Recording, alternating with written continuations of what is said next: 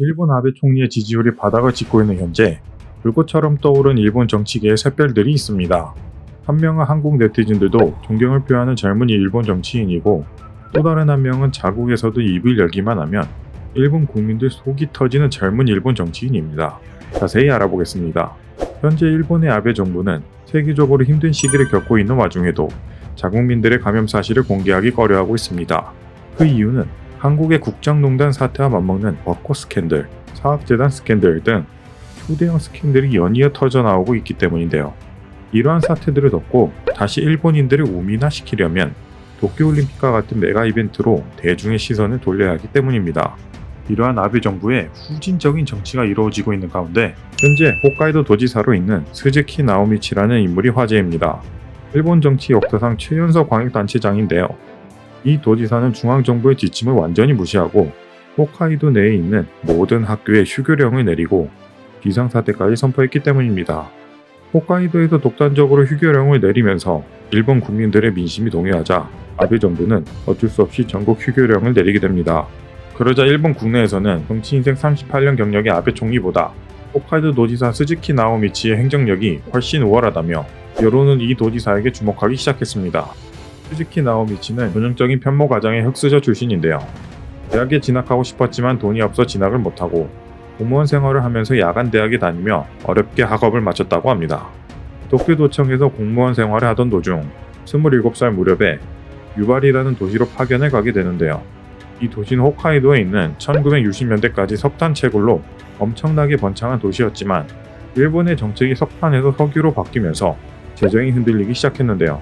심지어 석탄 채굴 회사들이 떠나면서 아무런 효용 가치가 없는 회사 소유의 병원과 상하수도 시설들을 유바리 시에 억지로 떠넘기고 떠나버렸고, 이로 인해 유바리 시는 8,800억 원의 적자를 떠안게 됩니다. 심지어 80년대 이후 리조트 사업의 확장으로 문화관광 부분에 무리한 투자를 했다가 약 5천억 원이 넘는 빚을 지기도 했습니다. 이러한 채무를 이기지 못하고 2007년 파산을 해버렸는데요. 이러한 절망적인 도시에 스즈키 나오미치는 엄청난 능력을 발휘했다고 합니다. 재정 적자를 탈피하기 위해 고민하던 도중 스즈키 나오미치는 지역 특산물에 주목하기 시작합니다. 유바리시는 멜론으로 유명한 도시인데요. 이 멜론을 이용해 유바리 멜론 팝콘이라는 상품을 만들어냅니다. 관광협회를 비롯한 지자체 활동도 활발히 하며 지역사회와 친분을 다지고 있던 그는 시에서 국제영화제가 열리자 세계 각국 인사들에게 유바리 멜론 팝콘을 소개했고, 그 결과 상당한 히트를 쳤다고 합니다.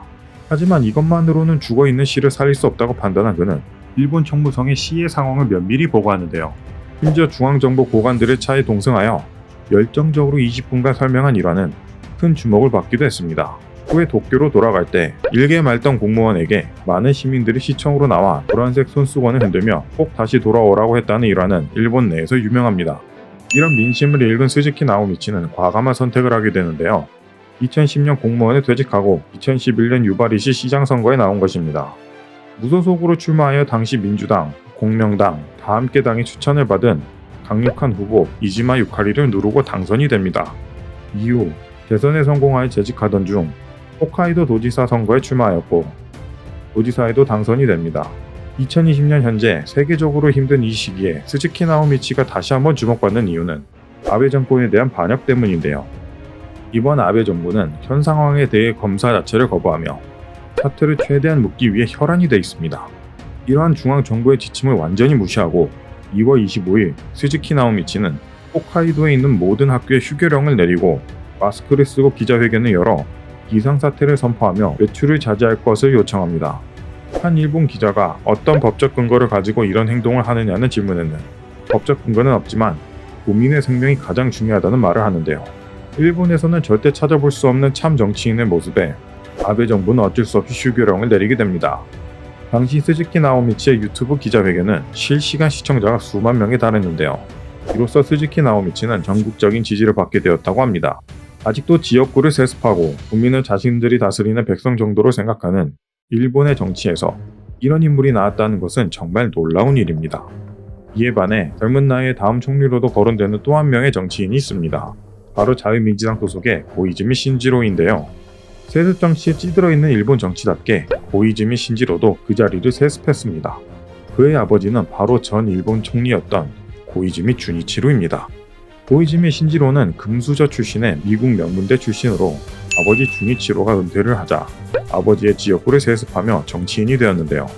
정치인이 된 후 자신의 지역구는 일절 돌보지 않고 다른 우익 후보들을 위해 젊은 정치인 이미지를 활용한 지원 유세만 했습니다. 이런 정치 행보에 얼굴마담이라는 뜻의 호갱용 팬더라는 별명이 붙기도 합니다. 이러한 행동에도 불구하고 3선 의원을 넘어 2019년에는 환경상에 취임을 하게 되는데요. 그 후에는 하는 말마다 일본 정치 역사상 희대에 남을 망언을 합니다. 유엔의 일본 대표로 가서는 기자들 앞에서 기후변화에 대해 뻔하고 쿨하고 섹시하게 대처해야 한다고 했는데요. 그게 대체 무슨 대처입니까? 라는 질문에 그것을 설명하는 것 자체가 섹시하지 않다며 밑도 끝도 없는 발언을 해 전 세계적으로 일본 정치의 수준이 조롱받기도 했습니다. 심지어 후쿠시마를 찾은 기자회견에서 구체적인 방사능에 대한 대응책을 묻는 질문에 30년 후를 바라보는 정치인이 되겠다는 엉뚱한 답변을 해 일본 국민들의 공분을 사고 있습니다. 이 밖에도 이러한 논란이 일자 반성해야 한다고 생각하고 반성하고 있는데 반성하고 있다는 자세를 보이고 있지 못한다는 점에서 반성을 해야 한다고 반성합니다. 라는 일명 메비우스 띠 답변. 최근 2020년 3월에는 경기가 좋아지면 반드시 불경기에서 탈출할 수 있다. 나는 그렇게 믿는다는 말도 안 되는 답변들만 늘어놓아 아베를 밀어내고 차기 총리로 거론되고 있는 인물의 수준의 처참함에 일본 국민들은 망연자실해 있습니다. 단지 고이즈미 주니치로의 아들이란 이유만으로 이런 수준의 정치인이 나오고 있는 일본 정치의 현실은 암담하기만 합니다. 구독과 좋아요는 콘텐츠를 만드는 데 있어서 정말 큰 힘이 됩니다. 감사합니다.